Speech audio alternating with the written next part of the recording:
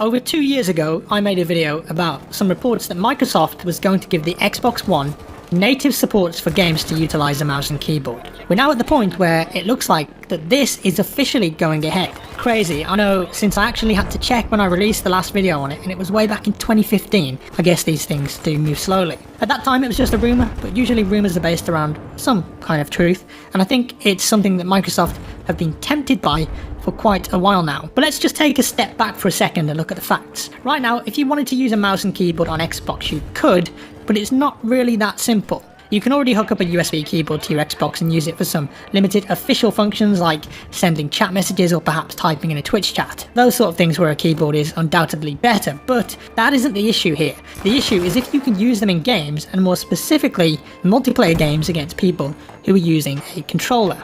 The answer is yes. You can already do that, but not officially. There are pieces of hardware on the market, such as the Zim. The Zim is a small piece of kit that doesn't give you native keyboard and mouse support, but instead converts your mouse and keyboard inputs into a equivalent controller input, so that the console basically still thinks that you're using a controller. Now this brings with it some complications. It works pretty well sometimes, but not always, and this is hugely dependent on the game and how the game handles the inputs, especially mouse input. Some games, particularly Frostbite engine games like Battlefield and Star Wars Battlefront, work really well with the Zim, but other games can give you less impressive results, and it often requires a lot of setup and tinkering to get it to a manageable state. Now I don't think anyone would disagree that some games are just easier with a mouse and keyboard, just like some games are easier with a controller. If I wanted to play a fighting game or perhaps a racing game, then I'd opt for a controller 100%. But if I wanted to play a first-person shooter, then I'd much rather have the accuracy of a mouse. Here is the kicker though. Up until now, Microsoft haven't given official keyboard and mouse support, but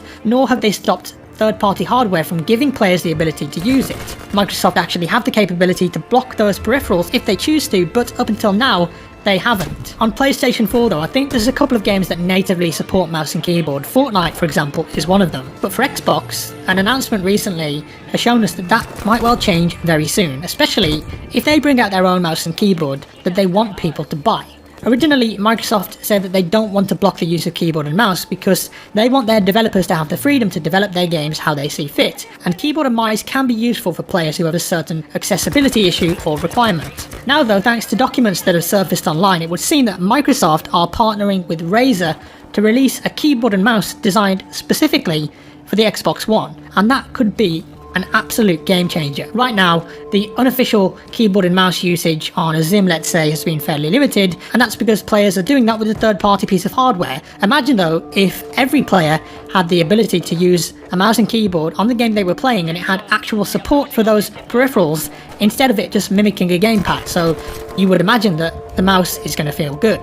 Now, unfortunately, this brings with it a whole host of problems and talking points. If I'm playing Halo on Xbox using a controller, why would I want to play against someone in that same game using a mouse and keyboard? One of the benefits of console gaming on the surface is that it seems you're playing an even playing field, and you don't have to worry about someone having a hardware advantage over you, and cheating is incredibly rare. That being said, of course, there are plenty of Xbox controllers and PlayStation controllers that provide improved functionality, from SCUF controllers or even now the pretty standard Xbox Elite controller that has the paddles on the back. It's kind of been going down a custom route for some time now, so it seems that this is just the next logical step, I guess, in that direction. The idea though, apparently, is that developers would still have the freedom to add in mouse and keyboard support for their games if they wanted to, and they could lock out the support for it if they felt it just wasn't going to be balanced for their game. Further to that, the stipulations from Microsoft seem to be that all games will still have full gamepad functionality, so you can't have a game designed with only keyboard and mouse in mind. It still needs to be a home console after all. All USB mice that are supported by Windows 10 should be supported by Xbox One, but if your mouse and keyboard needs a specific driver, then it's probably not going to work. We briefly mentioned this earlier, but developers will be able to lock out peripherals that unfairly mimic gamepad inputs with the help of a new API. But if this does go through the pipeline and become a reality, Xbox and Razer partner and start selling official mouse and keyboard with support for games, does this mean that we'll see multiplayer games have a player base split? Say for instance the new Call of Duty launched and it offered up certain playlists for gamepad users or certain playlists for mouse and keyboard, or maybe the matchmaker could tell what you were using and would try to put you in the same lobby as people using the same gear. I think the console market was always going down this route, but it seems that a lot of players aren't too happy about it, and I can understand their concerns and frustrations. And the main concerns really are going to have to be looked at if this is real, and it's going to have to be by the game developers, because it's ultimately them that will have the last say on what works best for their game. If an FPS game releases and it just allows gamepad users to play against mouse and keyboard players with no restrictions, or no way for the gamepad user to eject, then I don't think that's fair. A lot of console players play console for a few reasons. One, it's mostly cheaper than buying an expensive PC and hardware. And two, the fact that for the most part, excluding some of the examples that we gave earlier,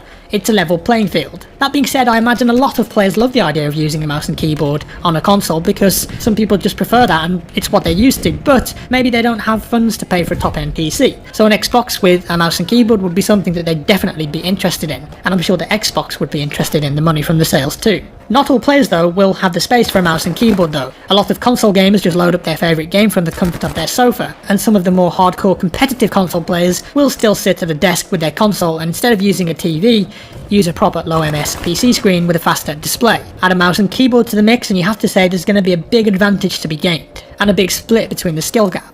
Now we did mention FortNite earlier, that's doing native mouse and keyboard support already on the PS4, and FortNite is one of those games that's dabbled in cross-platform play with Xbox players being able to play against PC players, but they have to opt into it. If they're playing on their own, then they're going to be just put up against Xbox players and not playing against people on PC. But I think that this is more of a way to let friends play together, knowing that they're going to be at a small disadvantage, which I think is a bit different. Now this whole scenario, mouse and keyboard on console, officially supported by Xbox, if it's true, it's going to be something that will be very interesting to keep an eye on, as the report suggests it could release this fall, but even when it releases, it's down to the developers again to prove that they can get this working without ruining the balance of the multiplayer experience across the board, and how they choose to do that and implement this or not choose to do it will determine how well received this turns out to be. I don't think that they've got an easy time on their hands because players will always seek to gain an advantage, it's just in our nature. If there are gains to be had without hacking or cheating, then gamers will take them.